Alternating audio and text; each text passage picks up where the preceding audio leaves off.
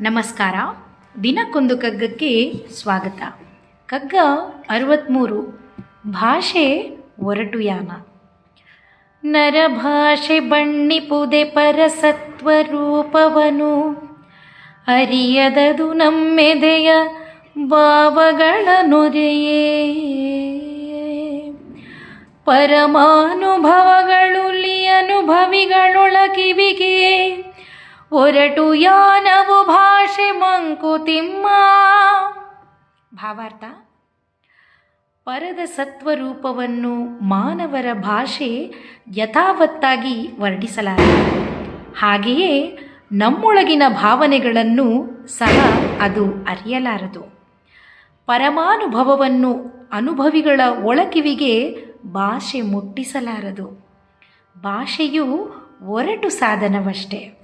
ನಮಸ್ಕಾರ.